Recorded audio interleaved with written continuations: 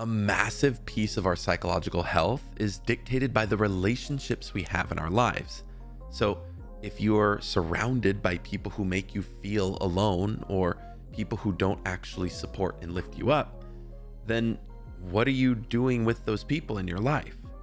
Why are they making you feel that way? And what does that actually do to your health? It has so many negative consequences down the road. It's unbelievable.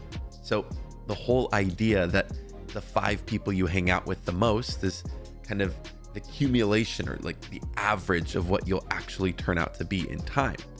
Show me your friends and I'll show you your future kind of mindset. So this got me thinking of, well, what makes a good friend? What's a series of traits or qualities that would really make a good friend beyond the obvious stuff of they're trustworthy, they kind of show up and they do this or that. I think a lot of people can pinpoint that pretty easily. But one thing in particular that recently happened to me several times by a couple different friends really made me want to talk about this and get specific on this one thing. So this is someone who not only supports you, but jumps in and helps you think about the things that you're saying or doing in a very constructive way. So for example, if I come to them and I say, hey, I want to start this YouTube channel. I have this really interesting idea that I think is super cool. And I want to talk about psychology. Instead of blindly just saying yes in this echo chamber and always just, no matter what I say or do, they're always, yes, yes, do it. That's the thing. You're going to make it happen. They'll say part of that, and they will also ask me questions to get me thinking about where the flaws might be. So it's not this toxic positive type of mindset that everything's always okay, everything's going to be fine no matter what. Sometimes a bad idea is a bad idea, and sometimes there's things that just might not make sense. But instead of them attacking you for it, or instead of them cutting you down, they lift you up initially and say, oh, that's great, that's so exciting. What are you going to call it? What are you going to do with it? What's your content going to be structured like? They actively engage and start asking questions about it. These are people who are very intentionally thinking about what goes on behind just the basic thing that you're trying to do.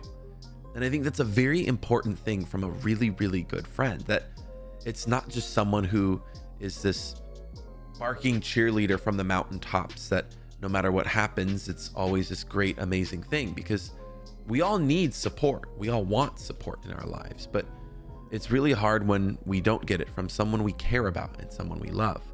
So how is support given to us when it's something that might not really actually need support?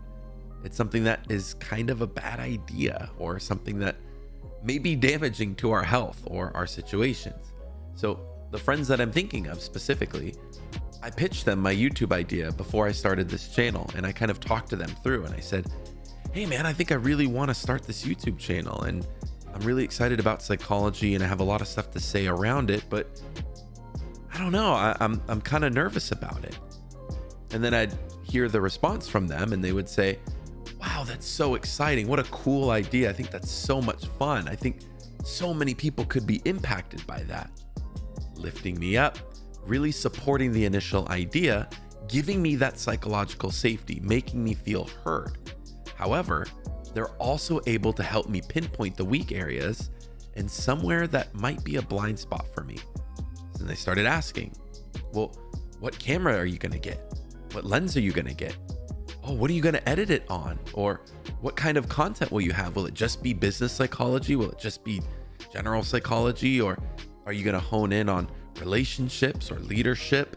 There's all these specific questions they started asking that made me zoom out and think, oh geez, I have a lot more thinking I need to do for this thing.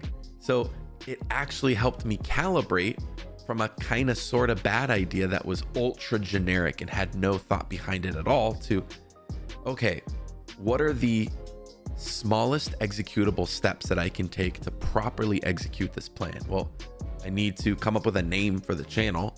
I need some sort of logo. I need some sort of niche or structure around what I'm going to talk about. I need to think about what I'm going to wear, how I'm going to design all this stuff behind me. What camera do I get? I don't know anything about cameras. I don't know anything about lenses. I really didn't want to film it on my iPhone, and I wanted to spend money to get a nice mic and plug it into my computer somehow. So I didn't know any of that stuff, literally nothing at all. So by them supporting me initially, making me feel supported and heard, and then being interested in asking challenging questions, they made me really challenge my own idea to then refine it and make it something better. So instead of, hey, I want to make a YouTube channel, and then just the idea kind of dying. Oh, hey man, good luck. That's really cool. Oh, that's cool. What are you going to do? They really got deep and asked all the questions again and again and again. They even followed up and checked in. They were that accountability buddy. This is someone who is telling you the things you need to hear and some of the things you want to hear. But they're also being that realistic voice saying, hey, sometimes maybe that's not the best approach, but hey, you did this thing really good. Let's talk about that. Let's see what that can be done with.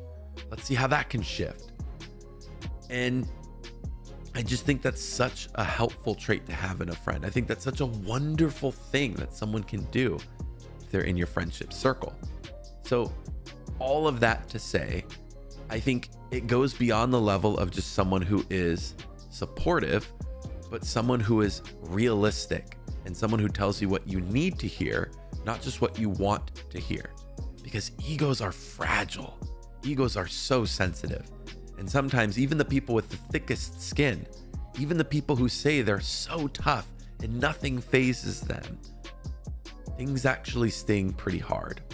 So the more you can get people around you who are not in this echo chamber, who really help guide you in certain ways, I think that is a sign of a very, very supportive, realistic, and amazing friend. So if you have that in someone that you currently know today, I highly, highly recommend you cherish that friend endlessly. And if you don't have that, try and be that for someone else.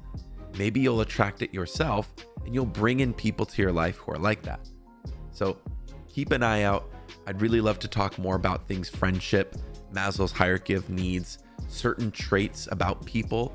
I'd like to take much deeper dives and maybe do a little more polished, high production episodes, bring in some of the science, some of the research. But this has been on my mind lately because it's been coming up a lot from a couple different friends.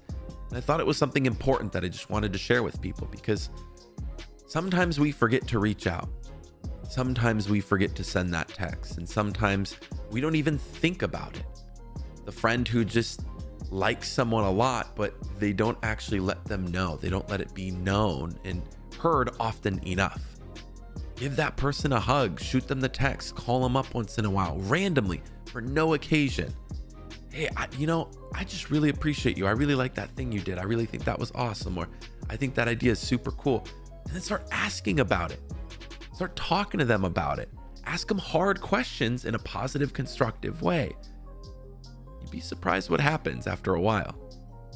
So thanks for listening. I appreciate you hanging out. And as always, remember to take care of yourself, take care of those around you, and I'll see you guys next time.